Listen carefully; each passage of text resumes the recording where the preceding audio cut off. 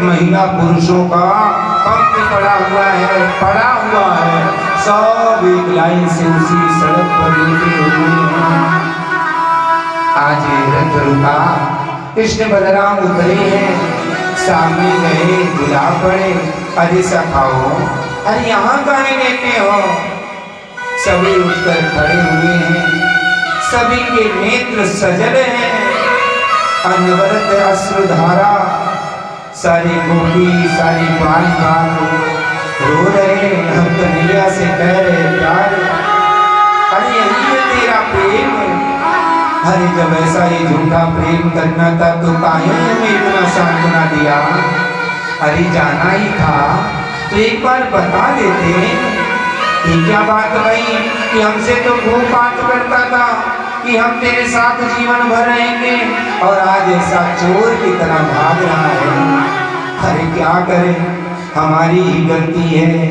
हमने ही बार बार तुझसे निवेदन किया था कि भैया कुछ बन ले, लेकिन हमारा बन ले, तुझे चोर भी बनने के लिए हमने ही प्रेरित किया था।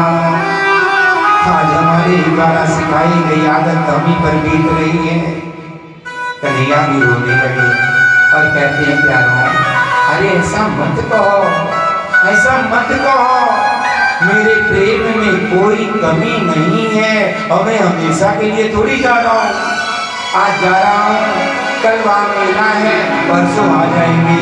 और सखाओं से कहा, तुम लोग यहाँ रो गाओ मत, अरे घर जाओ और जल्दी से तैयार हो जाओ, अभी नंद बाबा के साथ तुम सबको भी वही आना है। सारे गोप बाल सखा तो चले गए, गोपियां खड़ी हैं, उन्हें समझाते हुए कन्हैया ने कहा कि प्यारी, अरे चिंता मत करो, मुझ पर कुछ लांछन मत लगाओ, मेरी कोई गलती नहीं है।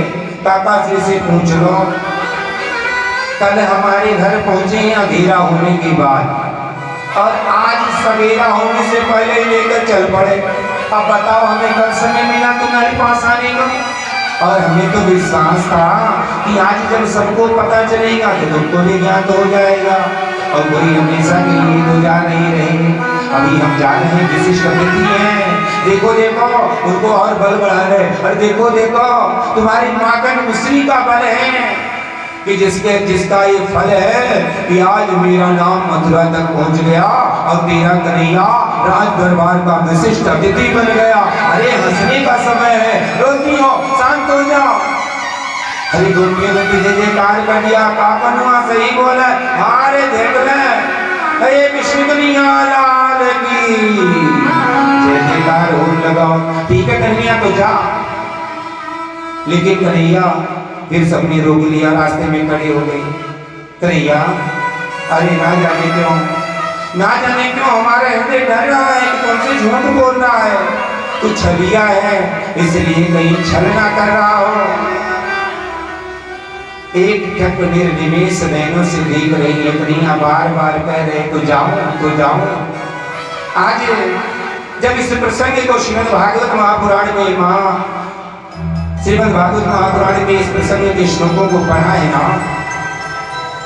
परम उत्कृष्ट लेखक भारतेंदु हरिश्चंद्र जी ने तो बड़ी सुंदर पंक्तियां लिख दी हैं प्रेम माधुरी नाम से। आज बार बार कहते हैं कन्हैया तो जाऊं, तो गोपियां मजबूर हैं, हाथ जोड़ती हैं और कहती हैं कि प्यारे रुक गई जो तो मंगल होए, और प्रेम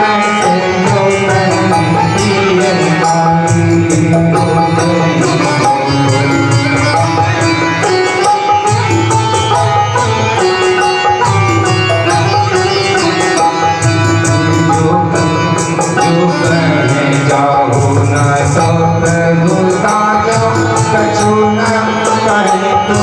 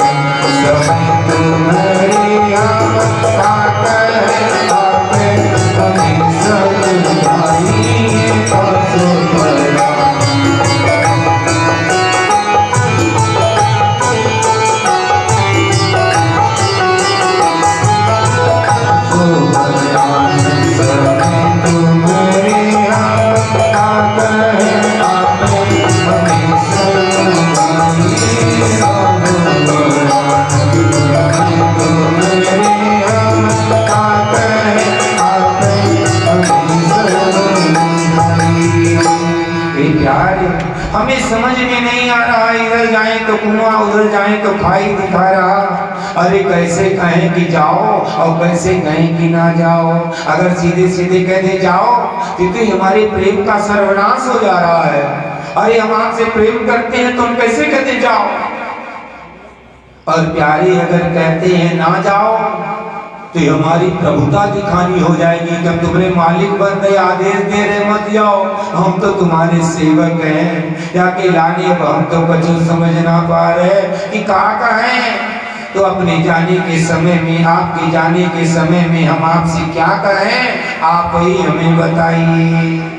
कन्हैया ने कहा तो हमसे जब पूछ रही हो तो हमसे पूछ रही हो तो यही कह दो कि प्यारे जाइए और जल्दी से फिर आइए। रोती रोती गोपियों ने विदा किया, बार बार रो रही हैं। आगे सुंदर भावना,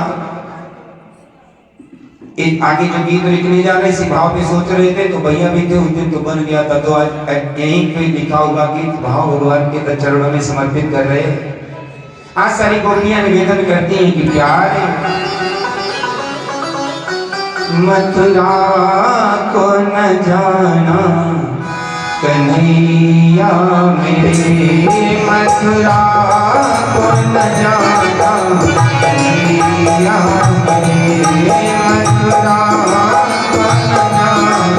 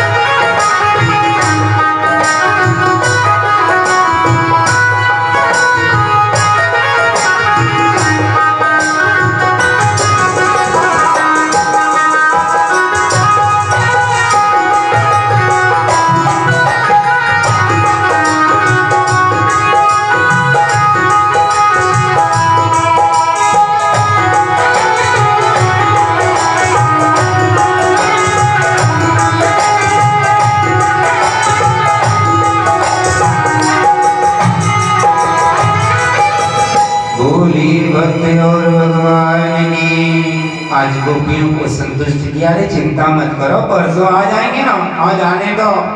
आज गोपियों ने कहा कि प्यारे जा रहे हो तो अपनी कोई निशानी दे जाओ। कहा दे दें, वही बांसुरिया हमें कह दो, क्योंकि ये हमारी सौतन है, जे तुम्हारे साथ जावेगी तो हमें और भी कष्ट पहुंचावेगी, और जब तक तू ना आवेगा यही को देख के हम संतुष्ट रहेंगे। अपनी बांसुरी कन्हैया ने वहीं दे दिया। वृंदावन से बाहर जाने के बाद कभी बांसुरी नहीं बजाए।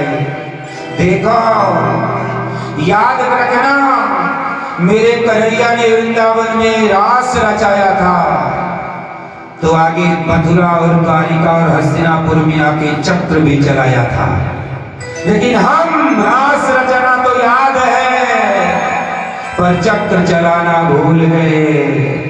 अब समय आ गया, हथियार रख दिए हो तो ठीक था, लेकिन हथियार चलाना भी भूल जा रहे हो, खाली रास रचना याद है। तो प्यारे कन्हैया ने दिखाया है कि जहां प्रेमी भक्त मिले वहां रास रचाएंगे, और जहां दुष्ट मिलेंगे वहां चक्र चलाएंगे। बोली द्वारिकाधीश भगवान की। आज मेरे कन्हैया चल पड़े, रास्ते में ऐसे बचपना भरे काम किए हैं कि अक्रूर जी का तो दिमाग में फैलेगा। हरि राम राम राम जी, मैं गलती करिएगा, ये तो प्राकृत बालकों से भी गए गुजरे लग रहे। दादा भगवान को गाँव निशानी ना मिले इनमें, कहीं ऐसा ना हो कि ये प्राकृत बालक निकले और कल से ये मार दे और आपको पाप को फल हमें भी मिले। ये तो भैया गड़बड़ रहेगा। मेरे पास जो सूचना आई थी लगता है गलत था। आज कन्हैया ने देखा काका जी परेशान है, तो लाओ इन्हें पहचान कराए थे। आज उनके मन में प्रेरणा दिया। अक्रूर जी ने कहा कि भैया देखो यमुना आ गई है, और थोड़ा स्नान कर ले, सुबह से निकल पड़े थे, सीधे दरबार ही जाएंगे। आज स्नान करने के लिए यमुना में गए। जैसे ही जल में डुबकी लगाया, भगवान की प्रेरणा से आंखें खुली रह गई थी, और खुली आंखों से जल के भीतर उन्हें कृष्ण बलराम दिखाई पड़े। बलराम शेषनाग के रूप में, चेहरा बलराम जी का वही छोटे बालक वाला, और वही शेष पे लेटे भगवान श्री कृष्ण, बाकी चारों भुजा बड़े बड़े, लेकिन चेहरा वही कृष्ण वाला जो रथ में बिठाए के आए। अरे एक यहाँ कैसे बाहर निकले तो देख रहे हैं कि दोनों रथ में खेल रहे छोटे बच्चों जैसे। फिर से डुबकी लगाई, फिर से दर्शन मिलो, बाहर आए फिर से दर्शन मिलो। हालत है खराब कि यहाँ दुई बालक देखा, मति भ्रम मोर की ओर सीखा। आज पहचाने गई, भाग कर आए हैं, चरणों में गिरे हैं, प्रार्थना किया है कि प्यारे कृपा बनाओ। कन्हैया ने कहा कि काका श्री पहचान गए? हाँ पहचान लो, मैं हूँ भगवान। तो कहते प्यारे कृपा बनाओ, राजा के यहाँ काम कल है, आज चलो हमारे घर पर। बोली अभी समय नहीं हुआ है, अभी तुम्हारे सुकृतों का फल इतना ही हुआ था कि तेरा मेरा पहचान हो जाए, दर्शन हो जाए।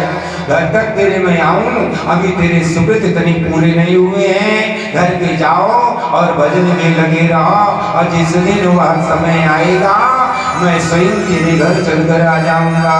बोली भक्त और भगवान की। आज अक्रूर जी को विदा किया, प्रतीक्षा करने लगे साथियों का।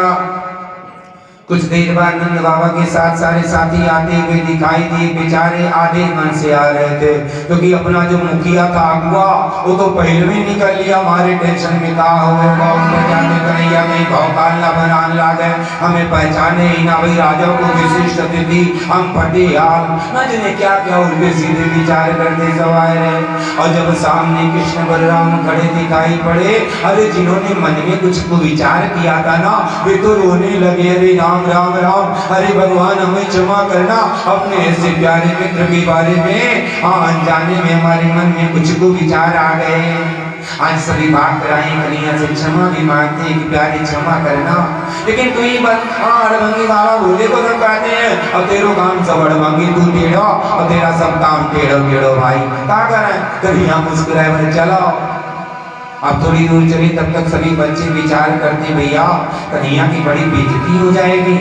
क्योंकि राजा का विशिष्ट अतिथि बढ़िया सुंदर सुंदर कपड़े पहने आए और हम इसके साथ में जा रहे और ये कहेगा हमारे मित्र हैं, इसकी बड़ी बेइज्जती हो जाएगी क्योंकि हम सभी फटे काऊ कपूरों का कपड़ा ना है और जो पहने हैं वो भी कोई फटी है कोई कटी है। साथियों ने कहा ना ऐसा करना लगा तो पहले निकल ले, हम बाद में आएंगे। कन्हैया ने कहा कि कहा है भैया काहे कौन जाए आगे। सारी बात बताई कन्हैया ने कही कि अरे प्यारे इतने दिनों से हम तो सिखाए रहे 3-4 साल है वो अब तक समझ में नहीं आई। अरे हम ब्रजवासी को कोई भी इच्छा अधूरी ना रहा है गिरिराज महाराज की कृपा से। अरे जिन गिरिराज महाराज की कृपा से इंद्रहार गया 7 दिन वर्षा की हो कछु ना बिगाड़ पायो उन पर विश्वास नहीं का। अरे लगाओ गिरिराज जी को जयकारा, अभी गिरिराज जी की कृपा होगी और सब व्यवस्था हो जाएगी। बोले गिरिराज जी महाराज की गोवर्धन जी महाराज की जय जयकार करके आगे बढ़े। चमत्कार रहेगा बहुत सारे चमकीले चमकीले कपड़े दिखाई पड़े। अरे भागो कपड़े ले लो ले लो ले लो। आज तब तक एक आदमी रुक जा। कन्हैया ने कहा मामा प्रणाम। अरे मामा सुनते ही तुम जब होते ना गांव में अपने अगल बगल कुछ लोग मामा कह दो मौसा कह दो तो क्रोधित हो जाते हैं। इसलिए आज वह क्रोधित हो गया। कन्हैया ने कहा भैया काहे गुस्सा होते हो। अरे अगर किसी गांव में नगर में उस नगर के सबसे गरीब सबसे निम्न स्थिति वाले व्यक्ति के घर में ननिहाल हो तो राजकुमार को भी मामा कहने का हक मिल जाता कि तोरे गाँव में ननिहाल हो तो नहीं मामा हो। और हमारा तो इस गांव इस देश का जो राजा है वही मामा है। तब काहे ना कहे मामा। अरे कौन है भैया उस पार से आ रहे क्या। हाँ मामा कृष्ण है। हाँ अरे बेटा आजा आजा तेरी तो मैं बहुत दिनों से प्रतीक्षा कर रहा था। मेरी बहन बकी को मेरे भाई बकासुर और अघासुर को मारा है तूने ना। इधर आजा पहले मैं बदला ले लूं फिर बात करूंगा। उठाया वही पाटा जिस पर पटक कर कपड़ा धुला जाता है और लेकर दौड़ा है। मेरे कन्हैया ने झुका ही दिया और दोनों पैरों को पकड़ के घुमा दिया। धोबी मामा को दिया है दूजो धोबिया पाठ और धोबी मामा गोविंदाय नमो नमः हो गए। ले लो ले लो ले लो। अब जो सबसे चमकदार वही जल्दी जल्दी पकड़ के चमक ली। लेकिन दादा जब चलने लगे तो रास्ता बाहर से चल रहे कन्हैया। हाँ भैया भैया यहाँ से अच्छे तो हम पहले ही थे भैया। पहले गरीब लग रहे थे अब तो पक्का मंगता दिखाई दे रहे हैं। जो भी देखेगा वो जान जाएगा कि ये कपड़े इनके नाए मंगनी पहन के आए। कन्हैया मुस्कुराए बोले अरे कोई चिंता नाए लगाओ जयकारा गिरिराज जी महाराज की। जैसे ही आगे बढ़े दर्जी भैया बहुत दिनों से प्रतीक्षा में है कि कब मेरे राम श्याम आएंगे और उनको हम अपने हाथों से कपड़ा पहनाएंगे। आज कन्हैया को देखा तुरंत घर में ले गए। कृष्ण बलराम को जो नया सेट तैयार करके रखा था पहनाया और वह 2 हाथ वाला आज जब 1000 हाथ वाले का साथ पाया लाख हाथ वाला हो गया और एक ही क्षण के सारे बच्चों के कपड़े फिट कर दिए उनके आकार के अनुसार से। अब तो सब बड़े प्रसन्न आए। रे भैया जय जय अब कछु और कमी है तो बताओ। बोले भैया सुंदर माला है जाए ब्रजवासियों को तो सिंगार है माला सुंदर माला मिल जाए। चलो आगे चले हैं। एक माली है सुदामा नाम का। उस माली ने स्वागत किया सबको सुंदर सुंदर माला से सुशोभित किया। भगवान के सिर पर सुंदर फूलों की बेड़ी बांध दी। जय जयकार भाई है आशीर्वाद दे दिया दर्जी और माली को कि दर्जी जहाँ मेरा आशीर्वाद है कि आज के बाद तूने चूंकि निस्वार्थ भाव से सेवा किया है तो आज के बाद जो भी दर्जी का काम करने वाले लोग होंगे उनके घर कभी धन संपत्ति की कमी नहीं रहेगी। माली को आशीर्वाद दिया कि माली तूने निस्वार्थ भाव से सेवा किया है तो यूं तो आज का उतारा हुआ फूल कल मैं निर्माल्य मान लेता हूँ नहीं स्वीकार करता लेकिन तेरे निस्वार्थ सेवा से प्रसन्न हूँ। वरदान है कि तेरे घर का सड़ा हुआ फूल भी मैं ताजा उतारा हुआ मानकर स्वीकार करूंगा।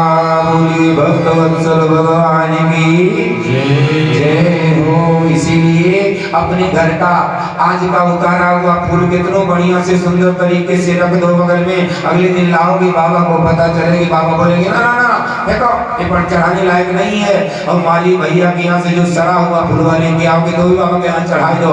आप कहोगे अरे बाबा अरे कोई चिंता नहीं, ताजा फूल है क्योंकि माली के यहाँ से आया है। तो नियम है ना कि बाढ़ पूत पिता के घर में और खेती उपजे अपने कर में।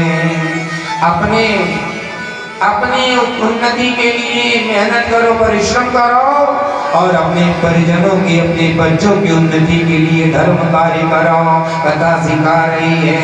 बोलिए भक्तवत्सल भगवान की जय हो। आज बोले बताओ भैया, बोले भैया सब तो है एक कमी है का ये झापर जोगा चंदन है जा भैया, पूरा मस्तक चंदन से रंग उठे तब ना लगेंगे बड़े वासी आए रहे। अरे रुक जाओ बिहार व्यवस्था है जाएगी। थोड़ी दूर आगे बड़ी बड़ी सुंदर सुगंधी नाक में पड़ी, ध्यान दिया तो देखते क्या है कि कुबड़ी बुढ़िया एक हाथ में चंदन की थाली दूसरे हाथ में लाठी लिए टेकती जा रही है।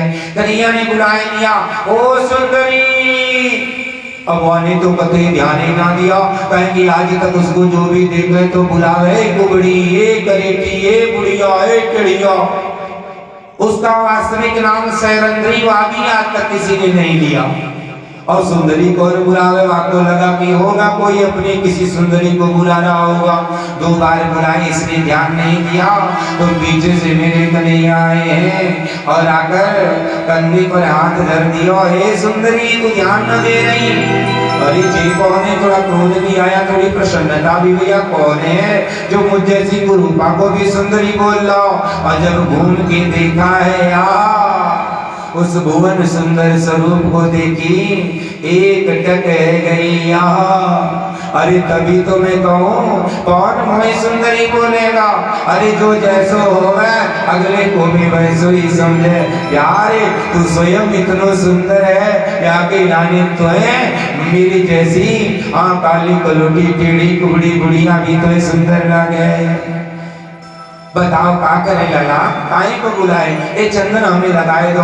और ऐसी अभिभूत भई थी, सारा चंदन सुबह बाद बालकन को लगाए दई।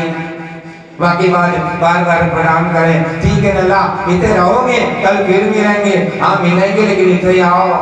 काबो लला डरती डरती पास में आई, बोली मुझे पहचान नहीं हो? नहीं लाला।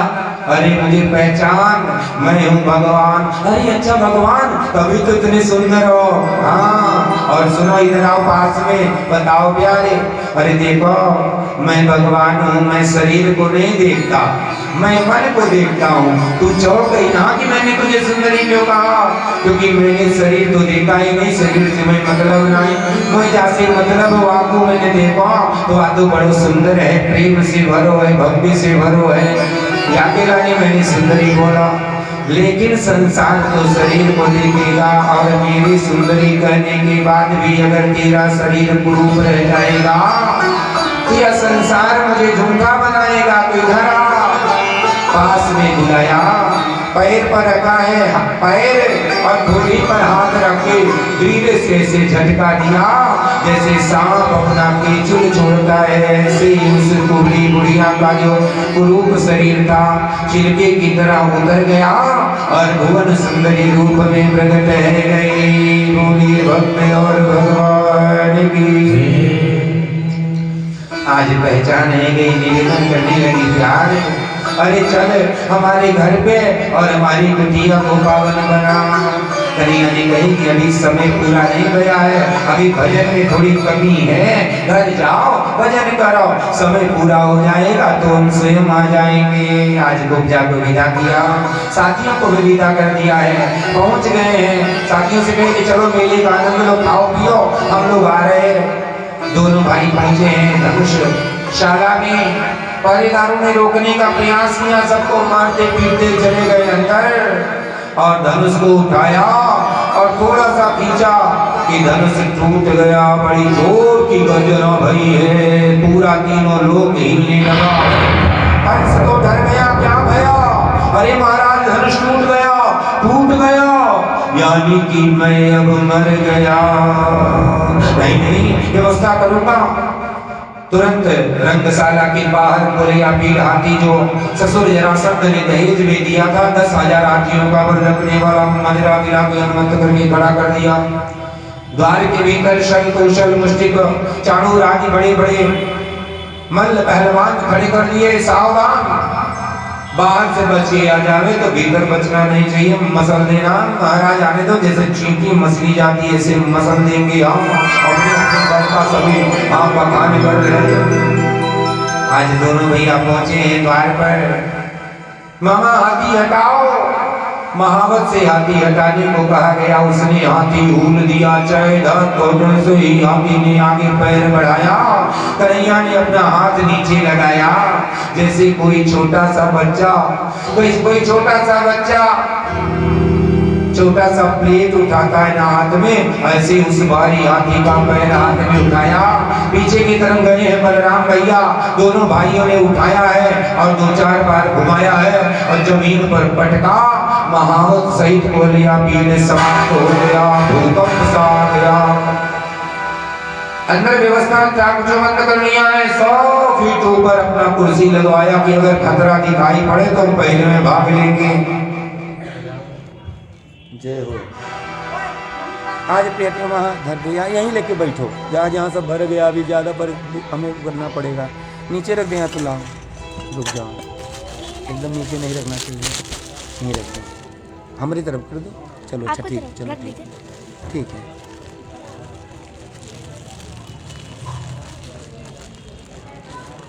अच्छा, सोचे कि दुल्हन लाने जाना, सजने समझने लगे थे, यही लाने से लेट भयो। हाँ भैया आ जाओ।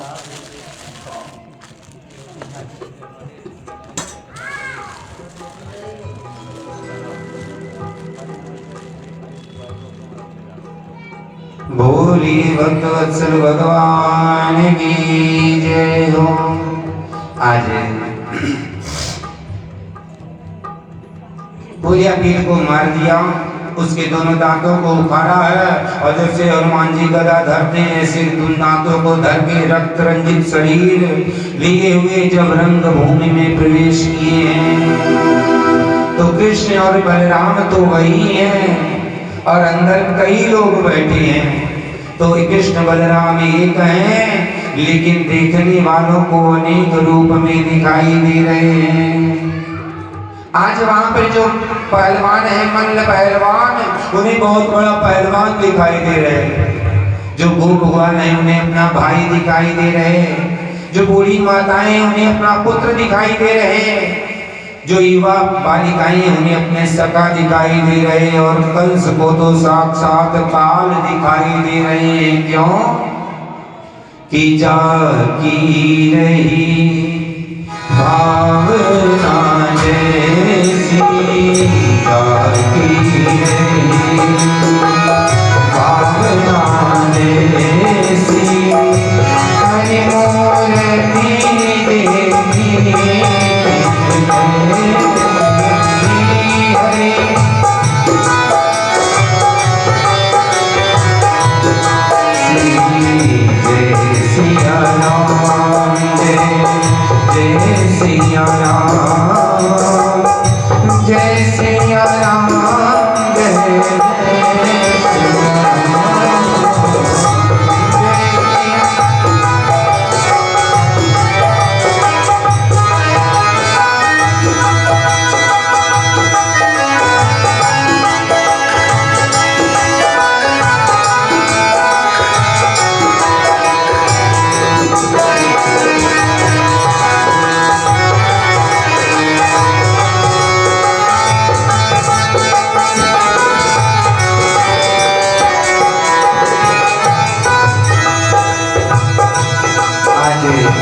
अपनी अपनी भावना के अनुसार सबको भगवान दिखाई पड़ी है। जैसे ही आगे बढ़ने लगे संतोष रुक जा, आगे कहा जाता है। अरे मामा जय श्री राधे जय श्री राधे है, पहले जरा अंदर, पहले युद्ध कर तब आगे जाए नहीं दूंगे। अरे ये कौन सी बात हुई मामा जी? ये तो बड़ी गड़बड़ बात है भैया। ये मल्ल युद्ध है और मल्ल युद्ध को नियम होवे कि मल्ल युद्ध अपने समान आयु और समान भार वर्ग में लड़ा जाता है। मल्ल युद्ध माने कुश्ती। अभी वे भयो ना बेचारी पुकार अपने यहाँ की पहलवान 2-4 ग्राम आगे पीछे हो गया तो यहाँ की रानी बेचारी को लड़ने नहीं मिला, फाइनल में अपना पदक छूट गया। वही समझा रहे हैं कि भैया देखो 2-4 ग्राम इधर उधर होने पर नहीं लड़ने दिया जाता है, नियम है कुश्ती का। और तुम इतने मोटे मोटे लंबे लंबे बड़े बड़े, हम जितने छोटे छोटे दुबले पतले, ये कोई बात है भाई भैया? हमारी तुम्हारी युद्ध कोई देखेगा? किसी से पूछ लो, किसी से पूछ लो। अब सब लोग कहेंगे ना ना ना नहीं तो गलत है। चल तो चलेगा, तुम सब शांत बैठो। हाँ अच्छा, आज मृत्यु का भय आ गया तो छोटे बनने लगे। ये जो कंधे पर दिखाई दे रहा है क्या है? बोले हाथी का दांत है। कहां से मिला? बोले बाहर हाथी खड़ा था। उस हाथी को मारने के समय तो बलशाली बन गए थे। पूतना बकासुर को मारने के समय में बलशाली बन गए थे। आज मृत्यु दिखाई पड़ रहा तो बालक बन रहा, सीधे सीधे आता है कि खींच के लाए। कन्हैया ने बलराम भैया से भैया क्या करें? बलराम भैया ने कहा है भैया देख लेंगे। हाँ भैया से तो कह के आई आगे से आरंभ हो जाएगा, चलाओ चलो। हाँ चलो पड़े। और दोनों भैया आ गए, मल्ल युद्ध होने लगा। अरे जिस सल कौशल को अपने बल का बड़ा अभिमान था, यही पहुंचते उठा के मच्छर की तरह मसल दूंगा। आज हाथ पकड़ लिया है ना मेरे कन्हैया ने, हिला नहीं जा रहा है। और उसी हाथ को पकड़ के जब उसका सारा बल समाप्त हुआ, ऐसा खींचा है मुंह पर गिरा और सीताराम सल दूसरा मुश्तिक चारों सब को समाप्त करने लगे। अब बढ़ के जब मरने लगे तो छटवर के भगने लगे। और जब इनको भागते देखा है तो कंस भी भाग चला है। कन्हैया ने कहा कि भैया इधर संभालो, हम उधर जो है मामा से मिलने दौड़ कर रहे हैं। कन्हैया ने पकड़े हैं बाल कंस के, अब खींचने लगे। दर्द होता है प्यारे, छोड़ दे। जब कोई बाल पकड़ के खींचता है तो पीड़ा होती है ना। अरे विचार कर मेरी माँ को उस दिन कितनी पीड़ा हुई होगी जब उस नवविवाहिता मेरी माँ के बाल को पकड़ के खींचा था। छोड़ दिया है, युद्ध करने लगा। जितने भी दिव्यास्त्र से सबको काट दिया है। मल्ल युद्ध होने लगा, कुश्ती। अब कुश्ती लड़ते लड़ते आज मेरे कन्हैया ने पटका है कंस का और चढ़ बैठे और लगे हैं भूसे पर भूसा बरसाने। फिर तू बदमाशी करेगा, आज तुझे तुझसे पूरा बदला दूंगा। एक मेरे पहले भाई का दूसरे भाई का एक भैया को बंद करने का लगे हैं पागलों जैसा भूसा बरसाने। आज पहुंचे बलराम भैया और समझाए भैया अरे रहने दे, हम मर गया। अरे मरे हुए तो क्या मार रहा है? मर गया। अच्छा अब खड़े हुए, अब तो सो रहे। अरे आगो अरे देवकी को लड़ाओ, वसुदेव को लड़ाओ, क्योंकि सब जानते हैं कि कंस को वही मारेगा जो देवकी के गर्भ से पैदा होगा। बोलिए कंस बधैया की, देवकी मैया की।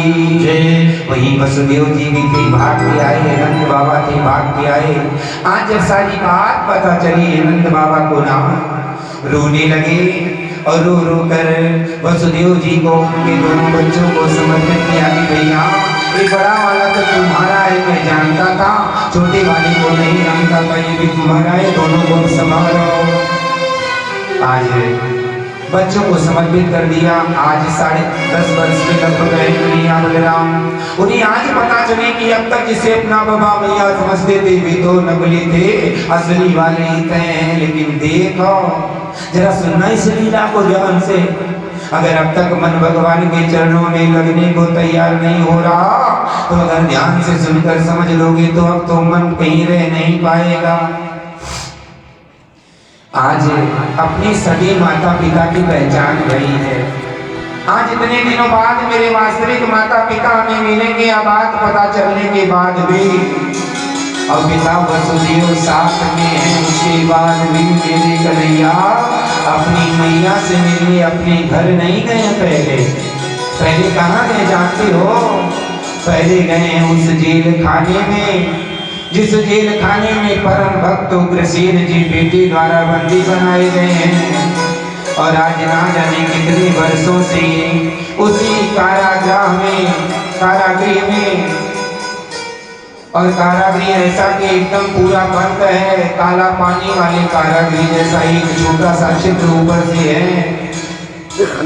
उसी में बैठे बुला रहे, देखो मेरे प्यारे इतने भक्तवत्सल हैं कि माता पिता के पास भी पहले नहीं जाते, पहले अपने भगतवा के पास आते हैं। तो अगर आपको भी भगवान का दर्शन पाना है तो आइए उग्रसेन जी के स्वर में स्वर को मिलाएं और मेरे मन के भाव को आप भी प्रेम से गाएं। मेरे राम दर्श दिखा दो, अखियाँ मेरी तरस रही, मेरे श्याम अखियाँ मेरी तरस रही।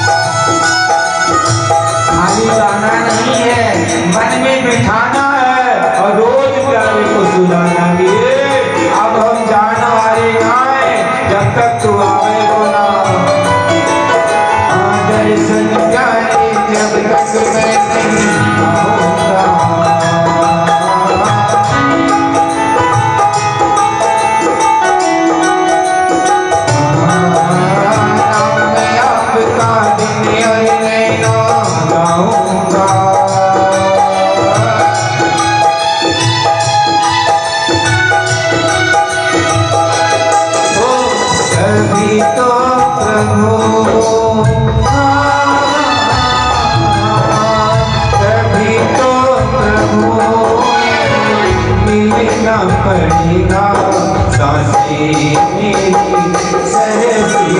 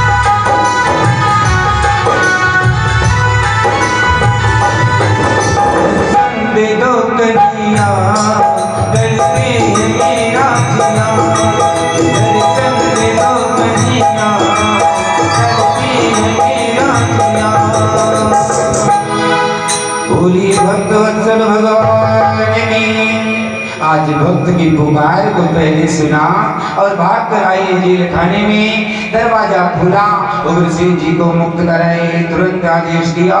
सुंदर तरीके से सबने उन्हें नहलाया धुलाया, दाढ़ी बाल आदि बनवाए, सुंदर राजकीय पोशाक पहना कर लेकर आए हैं। और जब राज सिंहासन पर बैठाने लगे उग्रसेन जी तो रोने लगे।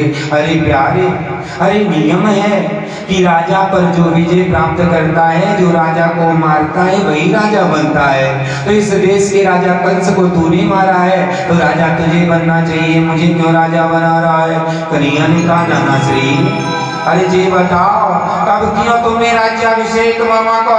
बोले भैया हम तो ना किए, लेकिन हमें तो मार गए, हम बैठ गए हो। तो नाना चिंता ना करो, वो कंस भले मेरा मामा है लेकिन कहने में मुझे कोई गुरेज नहीं कि वह आतंकवादी था। वो इस राज्य का राजा नहीं था, राज्य का अपहरण करता था। क्योंकि आया आपको जेल में बंद कराया और सिंहासन पर बैठ गया। अरे आपको बंद करने के बाद भी उसने अपना राज्याभिषेक नहीं कराया था। अरे जब आप जेल में थे तब भी आप ही राजा थे, तो आज भी आप ही राजा हो, राजा बनो। और जहां कहीं भी मेरी आवश्यकता होगी मंत्रणा के लिए मैं सदैव प्रस्तुत रहूंगा। आज उग्रसेन जी को राजा बनाया, आज वसुदेव जी के साथ में आए हैं। यहाँ इतने दिनों के बाद में अपने ललान को दर्शन पाया। मैया देवकी ने हृदय भर के भेंट रही है और खूब बढ़िया बढ़िया पकवान बना के रखा था। वो खूब बढ़िया से पकाया और सुलाई दिया। रात में जब बच्चे सो गए, वसुदेव जी आते हैं देवकी के पास में और कहते हैं कि प्यारी माता शत्रु पिता बैरी न बालो न पाठित। वह माता शत्रु है, वह पिता बैरी है, जिसके द्वारा अपने बच्चों को बेटा बेटी को कुछ ज्ञान दिलाने का प्रयास न किया जाए। लेकिन ध्यान दीजिएगा, वह बेटा वह बेटी भी आपकी पक्की बैरी है, जो बार बार समझाने के बाद हो पढ़ाई पर ध्यान न दे।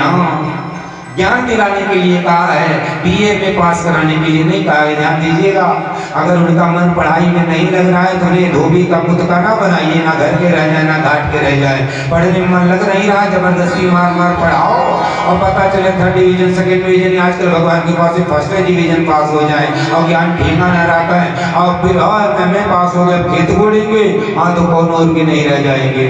इसलिए पूत के पाँव पालने में निकल जाते हैं। मन से मन लगा के पढ़े तो कक्षा में पढ़ाओ और नहीं पढ़ पा रहे तो किसी काम का आदमी बनाए दो, उन्हें कोई ज्ञान सिखाए दो कि अपना काम चलाने के लायक हो जाए, बेकार ना हो जाए। या ध्यान रखना। बोलिए भक्तवत्सल भगवान की। आज कहते हैं कि बेटे को समय हो गया, 10 बरस का आ गया, गिरामा लगा है, अगर इस साल छोड़ देंगे तो 1 साल रुकेगा, फिर आगे में फिर जनेऊ करा के भेजना पड़ेगा। लेकिन भेजना तो पड़ेगा ही पढ़ने के लिए गुरुकुल में, तो क्यों ना इसी समय भेज दें। समय बड़ा बढ़िया है, 11वां साल लगा है, 10 पूरा गया है, और 11वें में उपनयन करा दें तो अभी तक इतने दिनों से इसका बिछोह सहने की आदत हमें पड़ गई है। ज्यादा कष्ट नहीं होगा, लेकिन 7-6 महीना अपने पास रख लेंगे ना तो एक बार फिर से उतना ही कष्ट उठाना पड़ेगा जितना कष्ट उस भादव की रात में उठाना पड़ा था। मैया देवकी ने कहा कि स्वामी एकदम सही बात कह रहे हो, तुरंत सुबह ही ले जाओ महाराज। मैं तो कहीं लगन लग गई, तुरंत प्रेम जग गया तो वास्तव में बड़ा कष्ट होगा। आज प्रातः कालीन में बेला में बच्चे जगे हैं, बच्चों को स्नान आदि करा के तैयार कराया। मैया ने कहा कि भैया बहुत खेल लिए, खूब हमने सुना है गैया चरा रहे थे, अब इस गैया चराने वालों काम ना करने, तुम्हें पढ़ने के लिए जाना पड़ेगा। और आज दोनों भाइयों को भी, दोनों बच्चों को बिठाया है वसुदेव जी ने रथ में अपने साथ और लेकर पहुंच गए हैं अरबान प्रदेश। अरबान प्रदेश जिसे वर्तमान में उज्जैनी के नाम से जाना जाता है। उसी उज्जैनी में महाराज संदीपनी का आश्रम था, वहीं पर दोनों बच्चों को छोड़ आए। इसी आश्रम में महाराज सुदामा जी के साथ में इनकी मित्रता हुई थी, जिनकी चर्चा जो भी बन पड़ेगी कल कुछ करने का प्रयास करेंगे अंतिम सत्र में। आज वहीं पर मित्रता भाई बड़ी जल्दी से सब सीख गए। जो ज्ञान लोगों को 6 साल में मिलता है वह ज्ञान 6 महीने में सीख गए। भैया आए बहन, अरे भी भगवान है, उन्हें कुछ पढ़ने की आवश्यकता ही नहीं है, लेकिन मानव बनकर आए हैं, इसलिए हमें सिखाया है कि मानव बनकर आए हो, इसलिए तुम्हारा यह भी कर्तव्य है कि कुछ ज्ञान सीखो, शिक्षा प्राप्त करो। और जो भी शिक्षा नहीं प्राप्त करता है, मानो ध्यान से पढ़ाई लिखाई नहीं करोगे तो कन्हैया तो गुस्सा जाएंगे, क्योंकि उन्होंने दिखाया है ना, खुद मानव बनकर आए, अब खुद मन लगा के पढ़ाई किया। अब आप कहोगे कि हम कन्हैया के भगत हैं, लड्डू लाल तो ये मानते हैं, और लड्डू लाल की कहीं नहीं मानोगे तो गुस्सा न हो जाएंगे। भैया बाबा को खूब मानते हो, अब खूब मानते हो, लेकिन कोनो बात उन्होंने मना किया, नहीं माने तो थपड़िया भी देते हैं। थपड़िया के टाइम ये थोड़ी ना कि वो नहीं मानते हैं, अब भी मानते हैं, वो तुम्हें मानते हैं, इसीलिए तुम्हारी गलत काम पर तुम्हें थपड़िया देते हैं, डांट देते हैं। इस बात पर अपने माता पिता को दुश्मन मत समझना, क्योंकि जिसका प्रेम सच्चा होता है, जिसका प्रेम सच्चा होता है, उसके सामने बूढ़ा बेटा भी 2 साल का बच्चा होता है। बोलिए माता पिता की जय हो। जो आपके गलत काम, जो समाज में गलत माना जा रहा है, वह काम करते हुए देखकर जो तुम्हें डांट लगावे, पीट दे, वही तुम्हारा अपना है। और जो कहे वाह भैया अरे एक सिगरेट पीने का भाई लो, पैकेट भर पियो मर दे हमारी ना, वो तुम्हारा सबसे बड़ा दुश्मन है, याद कर लेना। देखने में सोचने में लगेगा ये तो बेटवा हमारा बड़ा नीक है, मेरी मैया मेरे पापा बड़े खराब हैं, सिगरेट वो नहीं पीने देते, तू नहीं पीने देते, या तू कमला पसंद नहीं खाने देते, 2 घंटा झुक के इधर उधर घूमने नहीं देते, और भाई देखो ये तो हमें 8 घंटा घुमा रहा है, पैकेट भर सिगरेट पी रहा है, रोज खाता है, रोज कमला पसंद पिलाएंगे, वह तुम्हारा सबसे बड़ा दुश्मन है। तो ऐसे दुश्मनों को जो दोस्त बनकर आ रहे उनसे दूर हो जाना, नहीं तो जीवन नरक बन जाएगा। बोली माता पिता की। और संसार में कोई कितना भी कहे कि हमें तुमसे प्यार है, लेकिन जितना प्यार, जो प्यार माता पिता ने दिया है, जितना प्रेम माता पिता के मन में होगा, उतना केवल एक कर सकता है, वो भी गारंटी नहीं है, केवल एक बार कर सकता है, थोड़ा बहुत उसके बराबर में, जिसे तुम्हारे माता पिता ने तुम्हारे लिए चुना है पत्नी या पति के रूप में, वही एक मिल सकता है या मिल सकती है जो माता पिता के लगभग में प्रेम करे, और कोई संसार में नहीं मिलेगा। और अगर कोई यह कहते कहे कि हमें तुमसे प्यार है, आपने कहा माता पिता को इनकार है, उसने कहा तो चलो भाग चले, क्योंकि अब तो हम बालिग हो गए हैं, तो वह तुम्हारा सबसे बड़ा दुश्मन है। ऐसा फंसाएगा कि फिर बेटा समझ में नहीं आएगा क्या करे, क्योंकि संसार में जो सबसे अधिक प्रेम करने वाले, तुम्हारे द्वारा सताए जाने पर भी सदैव तुम्हारे अंग संग खड़े रहने वाले तुम्हारे माता पिता, उनका साथ तो हम तुमने छोड़ दिया, वो ले जाएगा तो जैसे चाहेगा वैसे न चाहेगा, इसलिए ऐसे दुष्टों से सदैव सावधान रहना। बोलिए भक्त और भगवान की जय हो। आज पढ़ाई पूरी हुई है, कल कन्हैया जाएंगे, समावर्तन संस्कार होगा। आज मेरे कन्हैया पहुंचे गुरु जी के पास में। गुरुदेव प्रणाम। अरे जरो बेटा आओ आओ आनंद में। हाँ गुरु जी अब कल हमें जाना है, सूचना मिली। हाँ बेटा कल पिताजी आएंगे, तुम्हारा समावर्तन संस्कार अंतिम उपदेश दूंगा, फिर तुम्हें विदा करूंगा। गुरु जी कुछ गुरु दक्षिणा देना चाहता हूँ। अरे गुरु दक्षिणा में तो तुमसे बहुत सुंदर चीज मिला है भैया, अब कुछ नहीं चाहिए, हमने तो कछु दियो ना। अरे प्यारे जितना ज्ञान तुमने 6 महीने में सीख लिया, इतना ज्ञान सिखाने में कोई बड़े से बड़ा तेज से तेज लड़का हो उसे भी 6 साल लग जाते हमें। ये जो 5.5 बरस का समय दिया है ना, इसी को हम गुरु दक्षिणा मान लिए, कुछ नहीं चाहिए। अरे गुरु जी कुछ तो ले लो।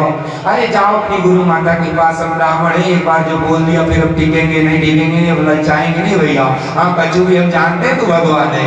अच्छा जाओ गुरु माता के पास। आज गुरु माता के पास गए हैं, बाहर पहुंचे रोने की आवाज आ रही है। जब भीतर गए हैं तो एक कोने में गुरु माँ बैठी रो रही है। आज माँ के दो पास दौड़े कर गए, भैया कहाँ गए हो? आज रोते रोते कन्हैया को गुरु माँ ने चिपका लिया है। अरे लला आओ। लला मेरा भी एक लला हुआ करता था, होता तो आज तुम्हारे जैसा ही होता, लेकिन गए थे गंगा सागर स्नान करने, सागर की लहरें आई, हम संभाल नहीं पाए, बालक को बहाने गई। तुम्हें पाकर मन में कुछ शांति आई थी, आज तुम भी जा रहे हो। मैया चिंता मत कर, अरे मुझे पहचान, मैं हूँ भगवान, एकदम आंसू पोंछ ले। अभी हाल कुछ ही समय में तेरे बच्चे को लेकर आता हूँ, यहाँ से लेके यमराजपुरी तक जहाँ कहीं भी होगा। दोनों भाई पहुंचे सागर के तट पर। एक ही आवाज पर समुद्र निकल पड़ा है, क्योंकि जान रहा है कि लीला पुरुषोत्तम मर्यादा पुरुषोत्तम राम जी नहीं है कि 3 दिन अघोरेंगे। अरे 3 मिनट भी नहीं प्रतीक्षा कर पाएंगे। तुरंत पहुंच गया है, आदेश करो। पूछा है सागर ने सोचा कि देवता है ना, तो अपना काम बनाने में देवता बड़े कुशल होते हैं। विचार किया कि है तो नहीं, लेकिन सीधा नहीं काहे कहते हैं, हमारा एक शत्रु है, लाओ जवाब है तो इनसे अपना काम करवाएंगे। कहा महाराज हमारे हृदय में एक राक्षस है, शंकासुर, हो सकता है उसके पास हो। दोनों भाई कूदे हैं, समुद्र के हृदय में गए, शंकासुर से युद्ध किया, उसे समाप्त करके उसके पीठ पर जो शंख का फूल था वह फूल खींच लिया, और दोनों भाई पहुंच गए यमराज की पुरी संयमनीपुरी के द्वार पर। शंख ध्वनि ऐसा जोर से शंख बजाया है, इतना जोर से शंख बजाया कि पूरा यमराज की पुरी, पूरा यमपुरी हिलता डुलता नजर आया। यमराज को पता चला है, भाग कर आए हैं और आकर दरवाजे पर बोलिए कृष्ण कन्हैया लाल की जय हो। आज द्वार पर आके कन्हैया का स्वागत किया। अरे स्वामी आप क्यों आए, क्यों कष्ट उठाए, अभी बताया होता। कन्हैया ने कहा इतना समय नहीं था, सारा बता दिया कि देख भैया ये मेरे गुरु माँ के पुत्र की जीवात्मा जहाँ कहीं भी उसे तुरंत निकाल और ब्रह्मा के पास जा। आज इतने साल का होता है, ऐसा उसका शरीर होता, स्वरूप बता दिया कि तुरंत जाओ और शरीर उनसे मरवाओ और प्राण अपने पास उसमें डालो और मेरे पास लेकर आओ। अब भैया कोई साधारण कहता तो शायद आदेश की अवहेलना हो जाए, अरे स्वयं जगदाधार का आदेश है, कौन न मानेगा। तुरंत यमराज गए, तदनुरूप व्यवस्था करके उस बालक को लाकर दिया। कन्हैया लाए हैं, गुरु माता को प्रदान किया है। गुरु माता ने आशीर्वाद दिया, जानला मेरा आशीर्वाद है कि जिस प्रकार से तूने मेरा दुख दूर किया, इस कथा को जो कोई भी प्रेम सहित श्रवण करेगा करेगी, उसके जीवन के सारे दुरित को यह कथा दूर कर देगी। बोली भक्त और भगवान की। आज विदाई समारोह हो रहा है, आज भी होता है नकल करके ना, लेकिन भैया बड़ा दुख होता है आजकल के विदाई समारोह को देखकर। आजकल का विदाई समारोह मजाक जैसा लगता है। आप लोग शिक्षक हैं, अगर ऐसा मजाक वाला विदाई समारोह हो रहा हो तो उसे बंद कर दीजिए। एक उदाहरण प्रस्तुत करिए ना, क्योंकि हम सनातनी हैं और सनातन धर्म में गुरुकुल विद्यालय कुछ अच्छा सीखने का स्थान होता है। आजकल विदाई समारोह और बजेगा डीजे पे गाना, और वो भी उल्टा सीधा। दादा का बताए गाना हमें आते नहीं पड़ता, जल्दी से मैं नीचे उतर देता हूँ। कहाँ उल्टी सीधी गाने बज रहे और फिर बड़ी बड़ी लड़कियां नाच रही हैं। अरे विद्यालय तो अच्छा ज्ञान देने का केंद्र है ना। और यहाँ से जाते जाते बच्चे को दुर्विचारों से उतर के भेजेंगे तो बताओ उसका कैसा कल्याण होगा। विदाई समारोह में एक ही उपदेश देते हैं गुरुदेव अपने बच्चों को, अपने शिष्यों को कि जाओ बेटा और कुछ याद रखना या ना रख याद रखना, लेकिन ये 3 बातें अगर याद रखोगे तो जीवन एकदम आनंद में रहेगा। 3 चीजें सिखाने के लिए जाते जाते समावर्तन किया जाता है। सत्यम वद, ध्यान दीजिएगा, सत्यम वद, धर्मम चर, स्वाध्यायान मा प्रमद। बेटा बेटी अब जा रही हो अपने घर, जा रहे हो अपने घर पढ़ के, अब यहाँ से जाने के बाद में तुम कुछ करना या ना करना, लेकिन अगर सफल होना है, जीवन को आनंद में रखना है, तो जीवन में 3 काम सदैव करते रहना। सत्यम वद, सदैव सत्य बोलना, धर्मम चर, धर्मानुकूल आचरण करना, और स्वाध्यायान मा प्रमद। विद्यालय में पढ़ाई भले पूरी हो गई है, विद्यालय को तुमने टॉप कर लिया, विद्यालय को कौन कहे पूरा प्रदेश टॉप कर लिया है, लेकिन किसी के बल पर ना बैठे रहना, नित्य कुछ ना कुछ पढ़ते रहना। स्वाध्यायान मा प्रमद, स्वाध्याय में कोई प्रमाद मत करना, क्योंकि ज्ञान और शिक्षा जीवन पर्यंत चलने वाली प्रक्रिया है। बोलिए भक्तवत्सल भगवान की। हम हर पल हर क्षण कुछ न कुछ सीखते हैं ना, इसलिए बहुत सीख लिया, बहुत पढ़ लिया, ऐसा भाव नहीं आना चाहिए। कुछ न कुछ नित्य पढ़ते रहना चाहिए। बोलिए भक्ति और भगवान की जय। आज दोनों भाई वापस आए, मैया ने खूब स्वागत किया, खूब सुंदर सुंदर व्यंजन पकवान बनाए हैं। मैया ने खूब खिलाया पिलाया, पुष्ट किया और बच्चों को